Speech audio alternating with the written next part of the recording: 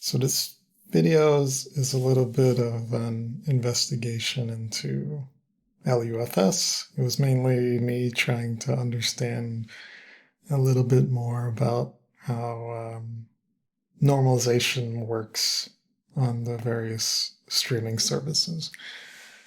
So in case you don't know this, I'm going to make an assumption that people already know that YouTube and Spotify do what's called loudness normalization, and which basically comes down to YouTube lowering the audio if it's above a certain threshold.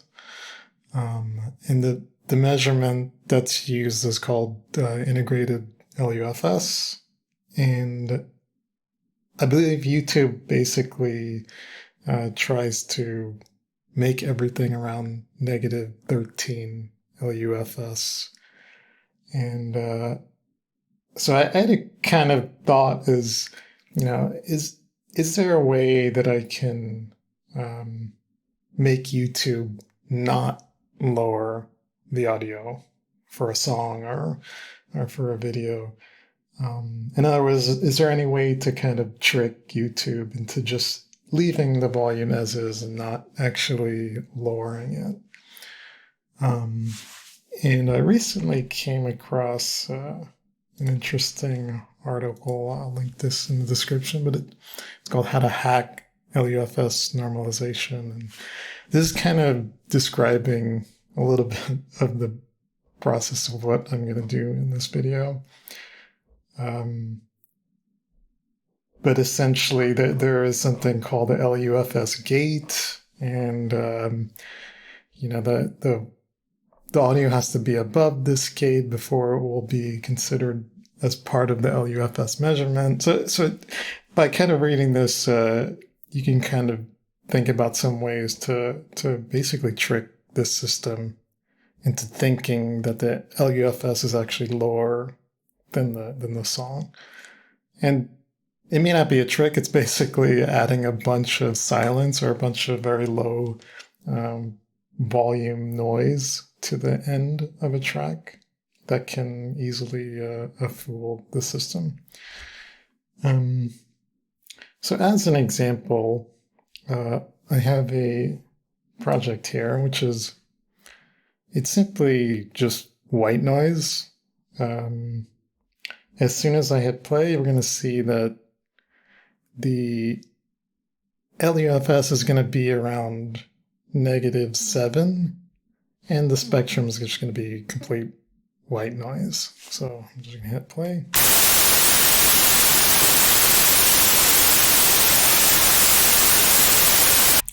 And Reaper also has a nice metering here that also can show LUFS. But the idea is like, this is a 2-minute segment of audio. You can ignore what's to the right of this, but on the list, this is just that noise. It's about 2 minutes. And you can say it represents the average EDM song these days with like a -7 LUFS. I mean, these days they even go much higher than that. Sometimes they go like -4, but let's just assume our song is -7 LUFS. So if I were to take this white noise song and uploaded it to YouTube, I'd expect it to be lowered to where the volume is -13 LUFS. And so there is a pretty good website called Loudness Penalty, and I'm going to basically upload the file to here, and Loudness Penalty should show me how much it's going to be lowered. So if I were to just export this file, I'll do it again. Render, just rendering this segment, time selection. Yes. What's also quite nice in Reaper is it has these stats which show you the integrated Lufs is also -7.1, not exactly 7. So I'm going to take this and I'm going to upload it to loudness penalty. And it's going to tell me it's going to lower it by -7. Yeah. So if I were to upload this to YouTube, it would be lowered -7. And so now I'm going to basically create a video that just has this audio file in it and upload it to YouTube. Kind of quick way to do this is with FFmpeg. You can kind of just get an image and an audio and just put it together. If you don't want to create a video or anything, you just want to put an image on an audio, you can kind of use FFmpeg, and that will quickly create a video, which you can then upload to YouTube. And so I'm going to do that now. And so here is the video that I've uploaded to YouTube. If I hit play, I will hear the beautiful EDM song that I created. And if I check the stats for nerds here, I'll see that this is basically telling me that the volume has been turned down 6.3 dB. Now, the important thing to note is YouTube will never turn up the volume. It will only turn it down. And so if we say like 6.3 plus 7.1, which is the integrated Lufs of the white noise, it's about 13 LUFS that YouTube is normalizing it to.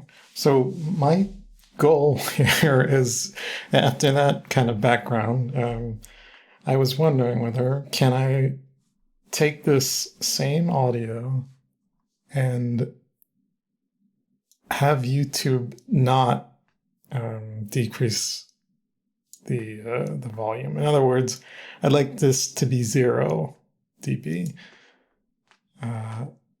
And that should play this white noise much louder than it's playing right now if it were 0. So how could I do that? So the kind of simple way is just kind of ask the question, how can I get the LUFS integrated to around 13? And you can think of, maybe I will just put a bunch of silence at the end of the song. In other words, to when you take the average volume over the whole song with a bunch of silence at the end, that it would lower the LUFS. But LUFS has some smartness to it where it will not listen to only silence. It has what's called a relative gate. So it kind of has to be above a certain percentage of the volume of the rest of the song, something like that. So you can't have complete silence. But the next thing I was kind of thinking about is, can we have something that's very close to silence? And to get above this relative gate, it's sort of audible when it's in a normal frequency range. So, but if you pick some frequency that's very high, like 20 kilohertz, it pretty much becomes inaudible. So it's pretty much silent, and that silence actually gets taken into account for the LUFS calculations. Let me just maybe show you what I'm doing here to explain it better. So what I have here again is my Reaper project, which has some noise for about 2 minutes, and then I have some high frequency content coming in after that, and I'm generating that with some Melda plugins. And if I were to kind of play this here, we will see that the LUFS of this section is around, negative 14. This is shown on the meter on the bottom left. And I can also bring up the Loudness Analyzer. Yeah, so -7, -7, so it's around negative 14. If I bring this up in the frequency analyzer, you can see, there's this little spike at the end, which is about 20 kilohertz. Sorry, 20 kilohertz. And this oscillator is just playing that noise. So theoretically, since it's actually being measured to negative 14 Lufs, if I were to just take this segment of the song, the integrated Lufs is going to be it's going to be negative 14 as well. And I can show that real quick. If I were to just render this section, which just has the noise, you can see that the integrated Lufs is around negative 14. So I want to make basically my white noise song to be integrated Lufs 14 or 13, so something very close to what YouTube will not lower. And so what I did here is, okay, I have my white noise, but then I have this segment, which is, it's about, I would say 27 minutes. So 27 minutes of this very high-pitched, basically silent noise that's added to my track. And if I were to render this whole song out, so I move to the entire project, and we do a dry run. This big block is my white noise, then the kind of high-pitched silent noise comes in. And you can see the LUFS slowly moving lower. And that's what we wanted to do, what I wanted to do. So now I have this complete average, integrated Lufs around negative 13. And if I were to take this and upload it to YouTube, I should expect it to not lower the volume at all of the song. So in other words, our white noise should play actually much louder. So we're going to do that. This time I am going to render the file. Now we create another file to upload to YouTube. Sure, I will override, it doesn't matter. Now, obviously, this video is much longer because there's a lot of silence at the end, but it should achieve the kind of goal of not lowering the song part of my video, which is white noise in this case. Okay, so here is the video that's created. You can see it's about 30 minutes. You may already be able to tell that it's much louder. If I go to the stats, I pretty much see that it's not doing anything. There's a very small amount. Actually, I think this is usually positive, so it's not doing anything, basically. It's not changing the volume at all. And